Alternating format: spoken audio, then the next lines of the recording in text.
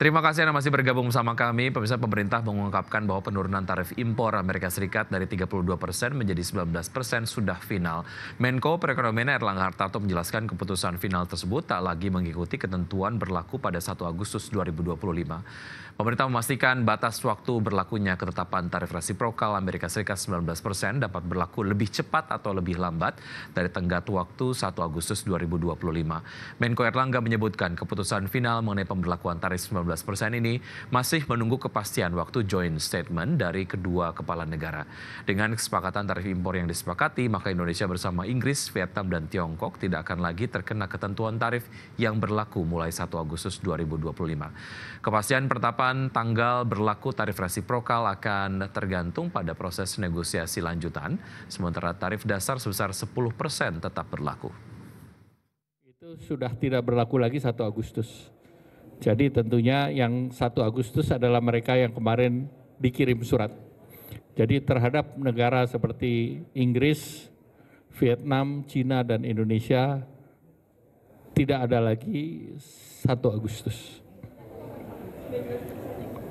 Nah, ini akan ditentukan kemudian menunggu joint statement dan pengumuman lanjutan. Bisa lebih cepat, bisa lebih lama, tetapi yang tetap berlaku. Dan untuk membahas tema menarik kita di Market Review, kinerja ekspor di tengah penetapan tarif resiprokal 19%, kita sudah terhubung dengan Bapak Handito Juwono, Kepala Sekolah Ekspor Nasional, dan kami juga masih berusaha untuk menghubungi Mas Aryo DP Irhamna, Ekonom Indef, tapi kita akan berbincang terlebih dahulu dengan Pak Handito. Selamat pagi Pak Handito. Selamat jumpa kembali Mas Bidi. Baik, terima kasih sudah bergabung bersama kami Pak Handito. Semoga sehat selalu Pak Handito. Baik, perjalanan menuju tarif resiprokal 19% ini cukup memakan waktu dan cukup membuat pelaku usaha deg-degan Pak Handito. Tapi kita kemudian sampai ke tahap itu ya, walaupun memang sudah disampaikan oleh Menko Airlangga Hartarto bahwa ini kemudian sudah final penerapannya bahkan bisa lebih cepat dari 1 Agustus 2025. Sebelum ke situ, secara review kinerja dari ekspor Indonesia sebetulnya seperti apa dan secara harapan pasca diterapkannya 19% ini nanti akan seperti apa Pak Handito? Ya, secara review tahun 2025 ini kan kita mencatat sesuatu yang masih positif ya. Ekspor kita akan sampai dengan Mei 112 lah miliar US dollar dan itu sudah menunjukkan pertumbuhan hampir 7%. Ini sesuatu yang disyukuri, bahkan di ekspor non migas lebih dari 8%. Nah, hal-hal begini saya rasa di tengah gonjang-ganjing ekonomi dunia yang paling penting sekarang bersyukurlah kita. Nah, yang kedua memang kalau kita amati, nah sekarang ini ada tendensi yang makin membuat kita sebenarnya di simpang jalan kita ini mau ngapain ya. Di satu sisi kita bersyukur gitu, tapi kan kita harus melihat ke depan nih. Ke depannya ini apakah masih bisa ini pertumbuhan ini kita lanjutkan kan gitu. Nah, ini jadi PR nih, apalagi dengan pemberlakuan resiprokal tarif yang ya boleh dikatakan yang sudah resmi fix ya, meskipun kita ini kalau dengan Presiden Trump nggak bisa menganggap sesuatu itu pasti terus gitu, dia bisa ganti-ganti setiap waktu.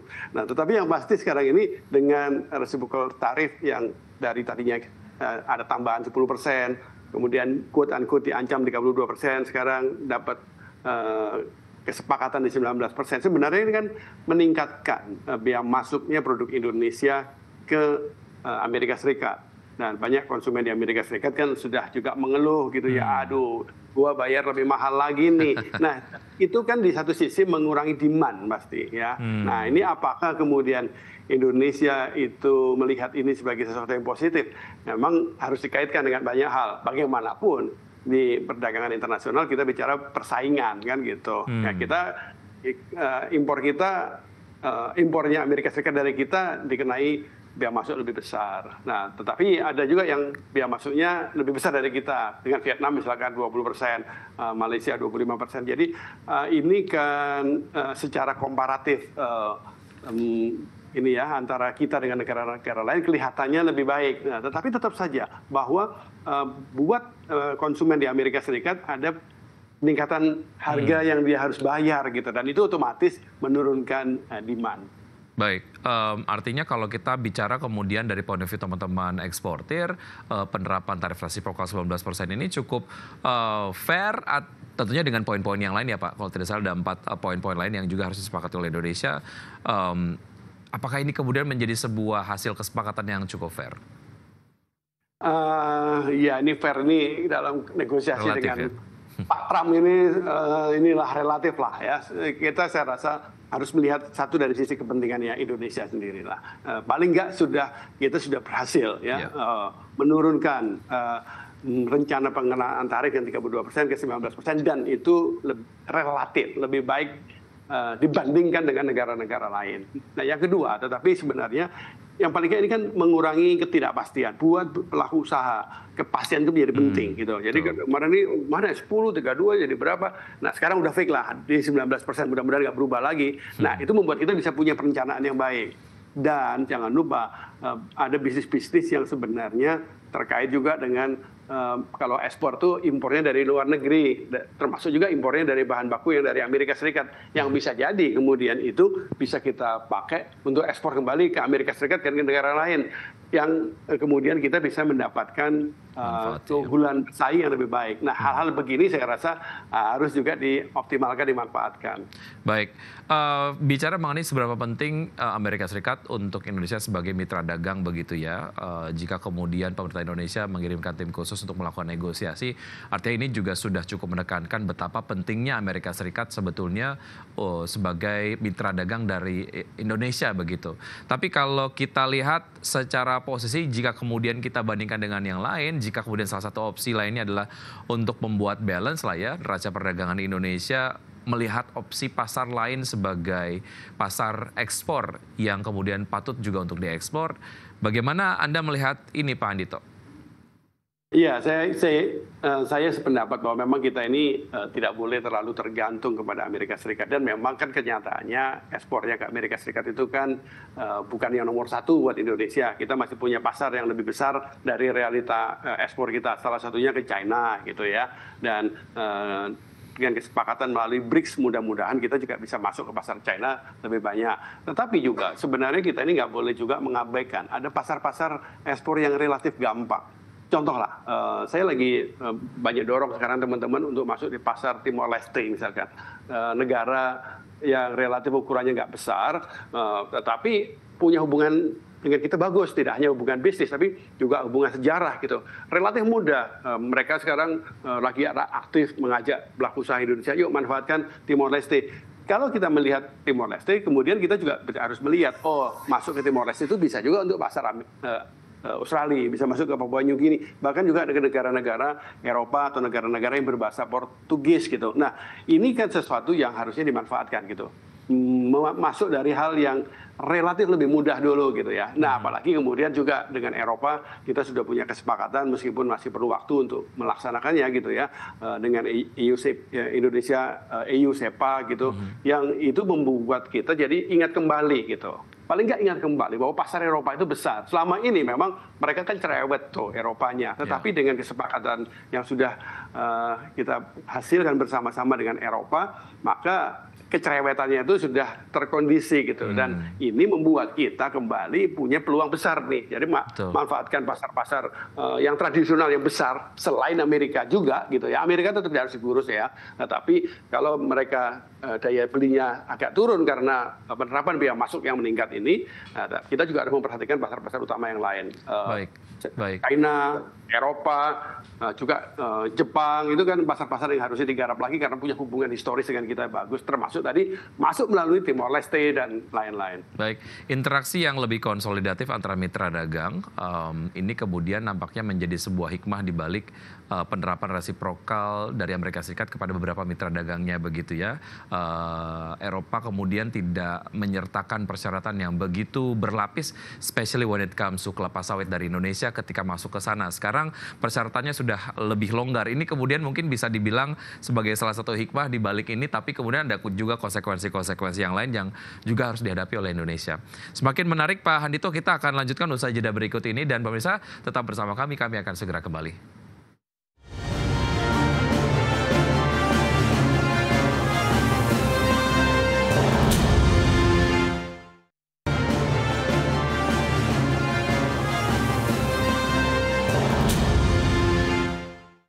Terima kasih Anda masih bergabung sama kami, pemirsa, dan sebelum saya lanjutkan perbincangan bersama Bapak Handito Juwono, Kepala Sekolah Ekspor Nasional, kita akan simak terlebih dahulu data terkait dengan pangsa ekspor non-migas di Indonesia, dan kami bisa tampilkan datanya di layar televisi.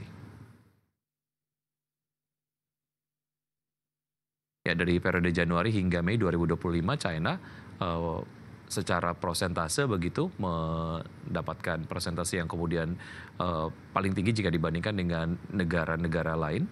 Ada 22,87%, di seluruh Amerika 11,42%, India 6,87%, ASEAN 20,35%, Uni Eropa 7,32%, dan negara-negara lainnya diakumulasi di angka 31,27%. Berikutnya adalah data soal kontributor non-migas.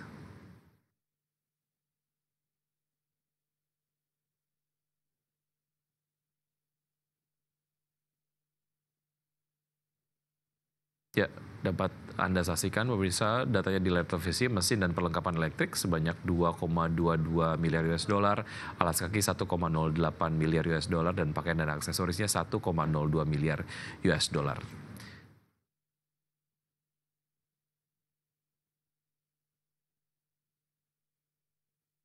Kembali kita lanjutkan perbincangan bersama Bapak Handito Juwono, Kepala Sekolah Ekspor Nasional. Adakah perhatian khusus dari dunia industri di Indonesia, Pak Handito, terkait dengan penetapan tarif 19% ini?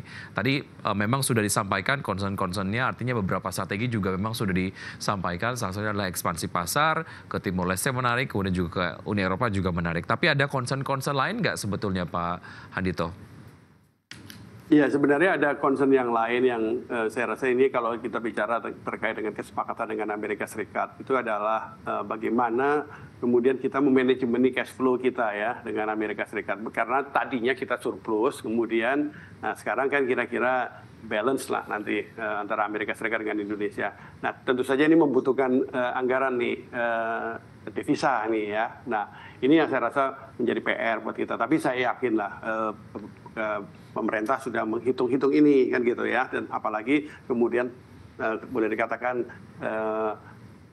tekornya itu ditutup dengan beli produk-produk memang bermanfaat buat Indonesia, beli gandum, beli kedelai, beli pesawat gitu ya. Oke lah, itu ada maknanya, dan barangkali yang kita lakukan adalah memindahkan gitu ya, memindahkan dari suku-suku dari negara lain pindah ke Amerika Serikat, sehingga secara cash flow keseluruhan Indonesia mudah-mudahan nggak jadi masalah. Tetapi yang kedua, saya melihatnya begini, ada sesuatu hal yang juga harus dipertimbangkan adalah ketika kita kemudian membuka pasar buat produk-produk agriculture dari Amerika Serikat, kita katakan dengan lebih mudah lagi dengan biaya masuk 0%. Di satu sisi itu memang seringkali menimbulkan pertanyaan, aduh ini nanti menghantam produsen produk pertanian Indonesia gitu ya.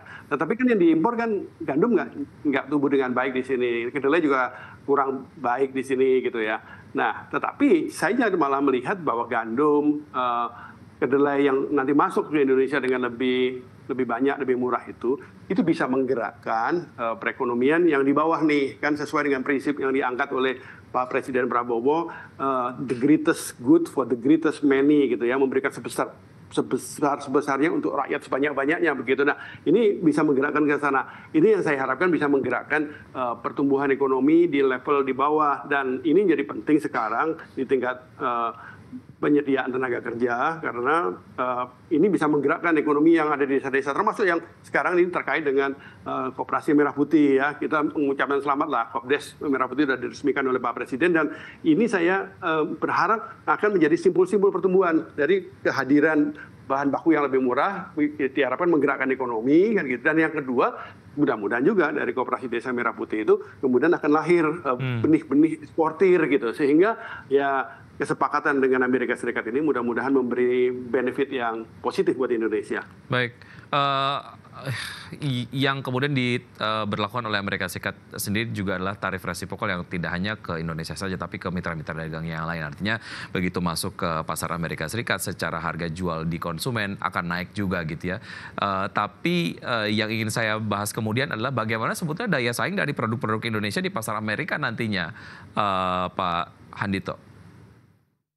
Ya, kalau daya saing dan produk Indonesia itu kan tergantung paling sedikit pada dua hal. Yang pertama adalah kualitas, yang kedua terkait dengan harga kan gitu. Nah, kalau soal kualitas, saya melihat produk-produk Indonesia ini ya, yang sekarang sudah kita ekspor ke Amerika Serikat ya, termasuk alas kaki, termasuk pakaian, termasuk juga produk-produk yang dari renewable CPO gitu ya.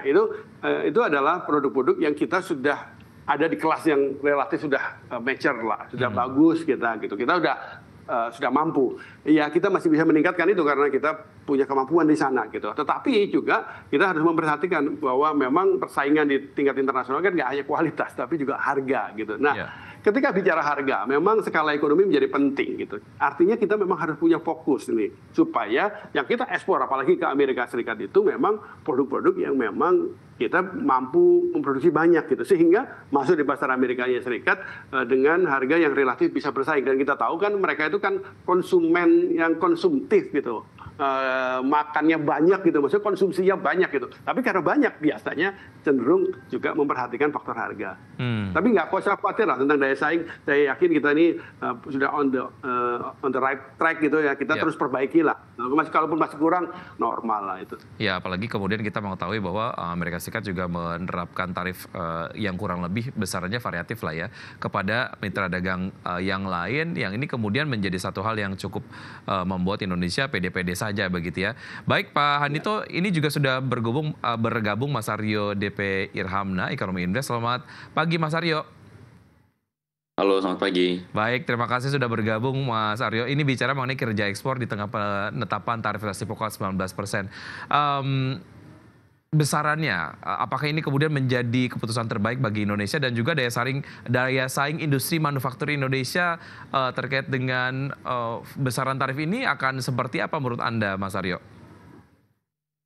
Oke, untuk jika melihat kondisi sekarang ya memang 19% ini bukan keputusan terbaik secara absolut, tapi merupakan pilihan optimal ya yang mungkin gitu ya, meskipun mungkin masih bisa dinamis gitu jika kita memperhatikan karakteristik dari Donald Trump. Kemudian jika bicara industri manufaktur Indonesia sendiri yang sedang berada di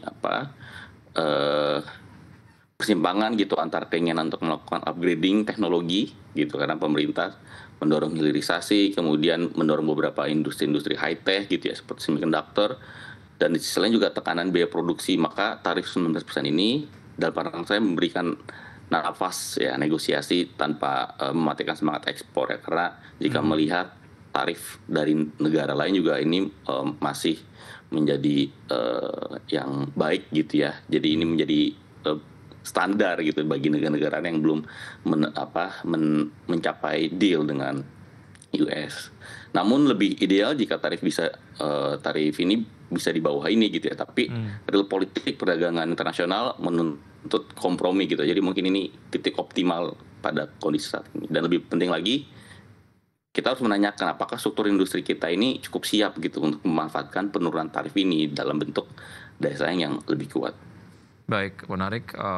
Yang kemudian menjadi fokus ataupun bahasan adalah selain kemudian perjalanan menuju 32% dari 32% menuju 19% adalah ya Indonesia harus menyepakati 4 poin utama lah ya.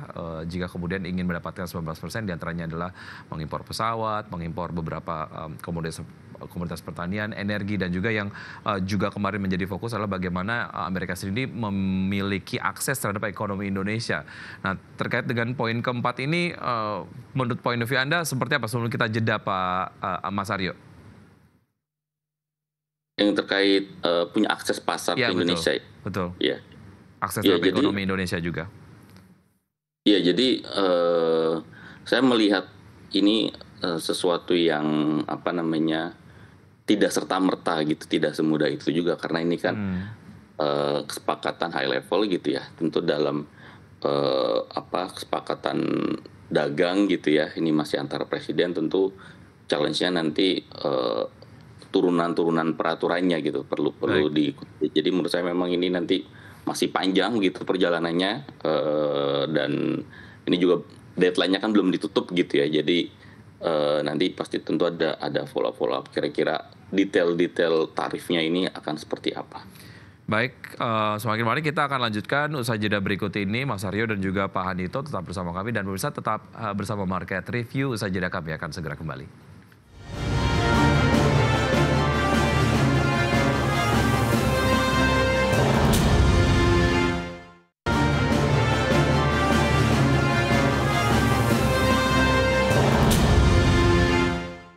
Kita sudah sampai di segmen terakhir dan masih berbincang bersama Bapak Handito Juwono, Kepala Sekolah Ekspor Nasional, dan juga Mas Aryo DP Irhamna, Ekonomi Indef. Saya ke Pak Handito. Pak Handito, ini menjadi kemudian pertanyaan conclusion lah ya dari saya, kemudian untuk bisa disampaikan secara kesimpulan dari Anda Pak Handito mengenai harapan terkait dengan kinerja ekspor Indonesia pasca 19% ini tarif resiprokal dari Amerika Serikat diterapkan.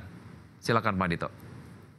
Iya, saya rasa memang saya nggak bosan-bosan mengatakan thanks to Trump. Terima kasih Trump, itu dalam pengertian membuat kita harus introspeksi gitu. Nah, contoh sekarang, salah satu kesepakatan dengan Amerika Serikat kan kita akan membangun refinery di Amerika Serikat. Ya, keputusan luar biasa tuh. Ini kepengen bikin refinery di Indonesia, nggak ada salahnya juga bikin refinery di luar negeri yang kemudian kita bisa kendalikan. Yang penting kan yang itu. Nah, ini memberi contoh yang bagus gitu, bahwa kemampuan Indonesia itu sebenarnya untuk go internasional itu sudah sangat maju dibandingkan masa lalu. Kita tidak hanya ekspor produk dari Indonesia, tapi kita bisa juga membangun kapasitas produksi di luar negeri, dan itu juga membantu kita masuk ke penetrasi di pasar dunia. Artinya ini harus juga memberi inspirasi pada kita. Saya rasa nggak ada salahnya, dan sudah makin banyak perusahaan-perusahaan Indonesia yang mampu untuk membangun juga selain di dalam negeri, membangun pusat-pusat pengembangan produk di luar negeri.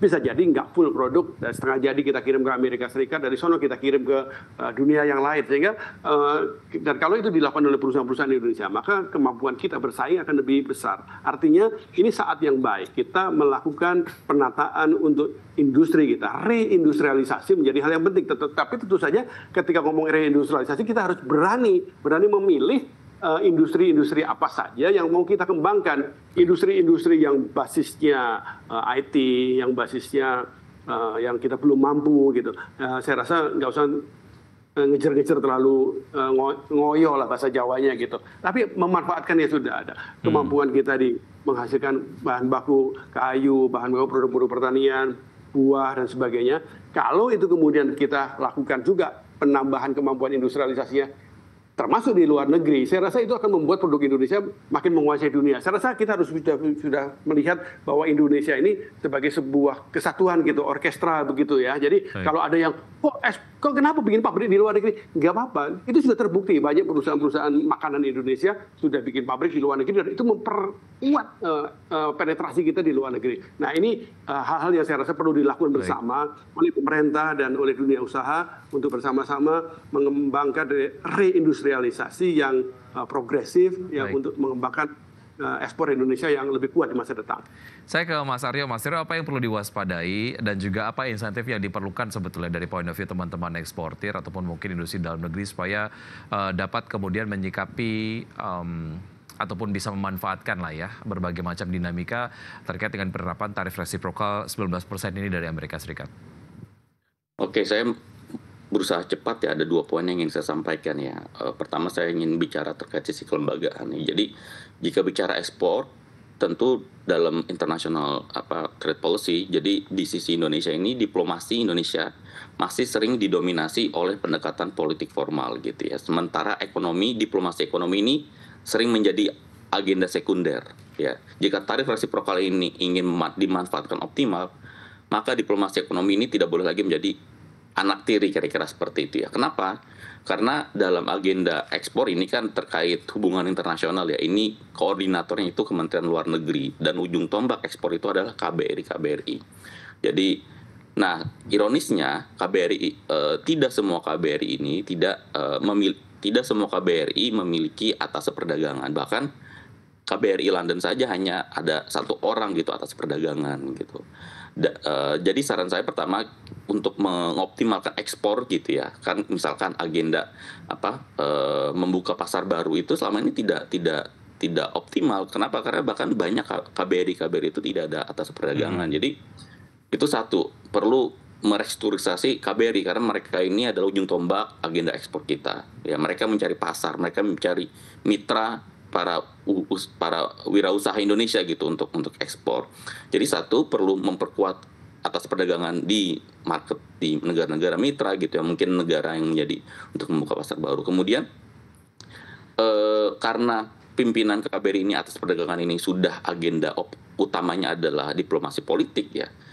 Nah, saran saya Deputy Chief of Mission-nya atau DCM atau wakil dubesnya ini tidak perlu dari Kementerian Luar Negeri, tapi menurut saya perlu dari Kementerian Perdagangan. Ya karena selama ini ya di KBRI yang mendorong ekspor itu hanya tugasnya atas perdagangan gitu. Jadi sense untuk mendorong ekspor ini tidak semua dubes ini punya gitu. Jadi itu. Nah, kemudian tadi pertanyaan terkait industri. Nah, tarif resiprokal ini dalam pandangan saya memang secara umum ini menjadi instrumen fiskal gitu ya, tapi peluang strategis ya untuk merebut pangsa pasar global yang selama ini diisi oleh negara-negara pesaingnya seperti Vietnam, Thailand atau India bahkan ya. Namun peluang itu tidak akan otomatis tanpa terwujud tanpa manajemen industri yang tangkas. Jadi menurut saya jika bicara sarana untuk industri, pemerintah perlu mengoptimalkan inovasi industri kita dengan inovasi-inovasi dalam negeri karena industri itu tulang punggungnya adalah inovasi. Baik, ada penajaman di sisi inovasi dalam negeri, di industri dalam negeri, dan juga penajaman di kelengkapan ujung-ujung tombak tadi begitu ya. Itu juga tidak kalah penting dan bahkan sangat penting. Pak Hadito dan juga Mas Aryo, terima kasih sudah bergabung pada kesempatan kali ini. Waktu kita sangat terbatas, mudah-mudahan nanti ada episode berikutnya yang kita kemudian akan berjumpa lagi dan kemudian memperbincangkan hal-hal yang tidak kalah menarik. Terima kasih Bapak-Bapak dan pemirsa, tetap bersama IDX Channel karena usaha jeda berikut kami akan kembali dengan program-program menarik lainnya. Saya Wiki Adrian, terima kasih. Sampai jumpa.